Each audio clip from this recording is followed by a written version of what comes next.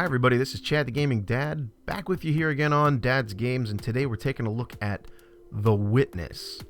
Yeah, that's right, The Witness. This is a totally different game than what I'm usually playing, but hey, let's give it a try. It looks pretty cool. Or does it? It actually looks pretty simple. In fact, I mean, how hard can it be? You've got a grid, you have a starting point, you have an ending point, and you're supposed to connect the dots.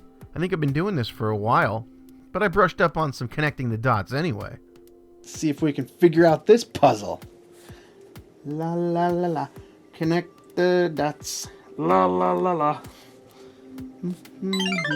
Connect the dots. La la la la. Connect the dots. There's 15. Oh, there we go. See, I can figure this out. Then also there's that name, The Witness. What's with the name The Witness? Is this LeBron James in Cleveland? I don't think so.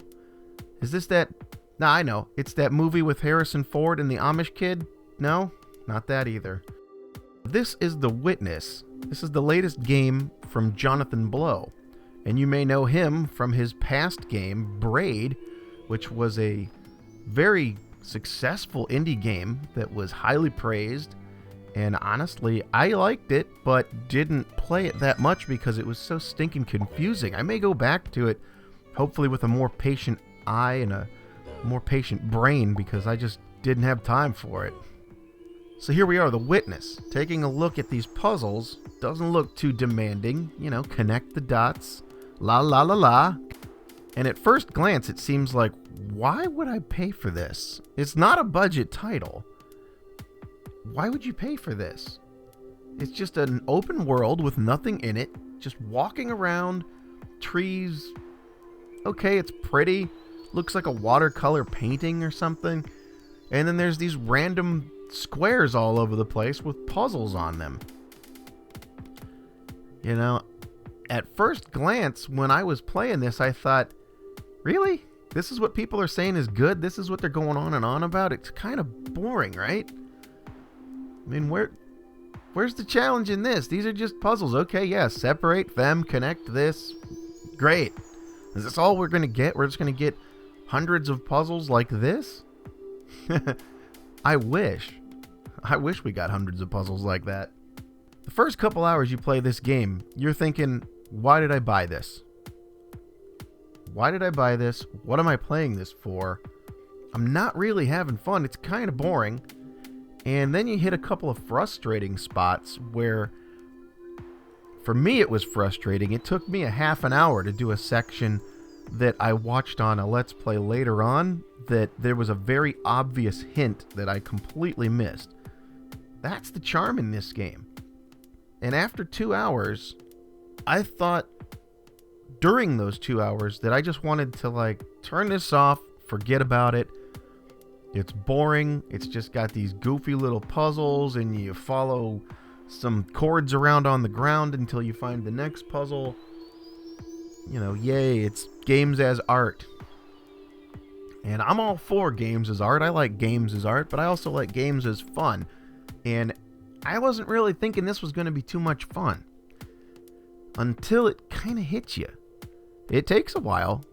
I'll give you that. If you don't have patience, you're going to give up on this game right away. So, right off the bat, if you're the person who wants some instant fun, instant action, and you're going to get frustrated and just turn something off, save your money, because this thing's not going to, set your pants on fire right away. You got to give it some time. You got to let it simmer. So after the first couple hours, when I was just about ready to turn this off and give up, it kind of hits you. Hard to explain, actually. Hard to say exactly how it works, but at some point, your brain goes, oh, that's it. That's what we have to do. Now, I don't want to spoil anything, and I don't want to give anything away, so I'm not going to be too specific here. But the game gives you clues. You have to look for them. They're not right next to the puzzle that you're solving. Heck, they might only be visible from a certain angle in the world. Everything in this world that Jonathan Blow created, everything in this world is there for a reason, and it's up to you to figure out what the reason is. Once again, this is a patient man's game, a patient woman's game. If you do not have patience and you don't like to sit there and try to figure something out, this is not for you. This game reminds me of some of the other titles that were very successful, like Journey and Flower. Some other games that are kind of up to you to figure out what it is you're supposed to be doing and why. There's no story mode here. There's nobody coming up. There's no, hey, listen! Like in Zelda that tells you what to do next. There's none of that. You just start, you walk down a hallway, you open up a door, you see this great colorful world, why you're there, what you're supposed to do, how you got there, when it is, all the questions, none of the answers. You play the game, and the game kind of plays you. The first few puzzles are easy, and then they steadily get a little bit more difficult, and a little bit more difficult.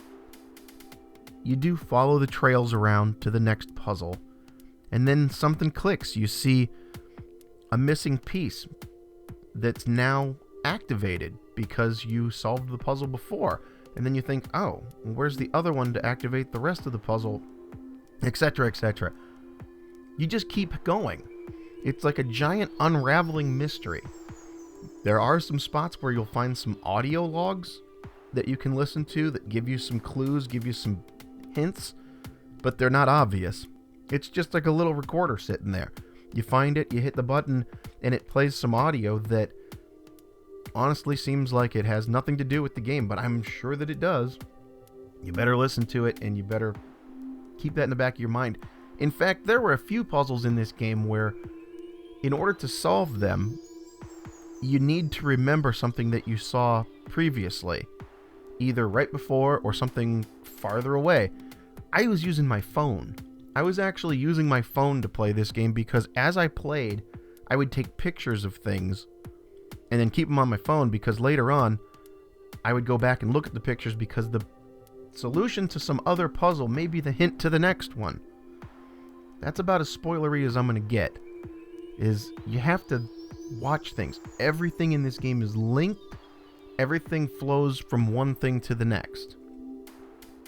There are puzzles that you might come across that you're not equipped to handle yet. There are some puzzles where there's icons and symbols and things like that in the puzzle, and until you know what those symbols and icons are actually asking you to do, it's just a needle in a haystack. There's no way you're going to solve that puzzle at all. But later on, or at a different spot in the game, you're going to come across some other puzzles that somehow teach you. They somehow teach you slowly to learn what those icons mean. In order to beat this game, it's a cumulative effort.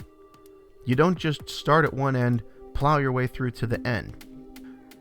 Everything you do builds upon itself, and you have to remember what you've done in order to get past the next obstacle.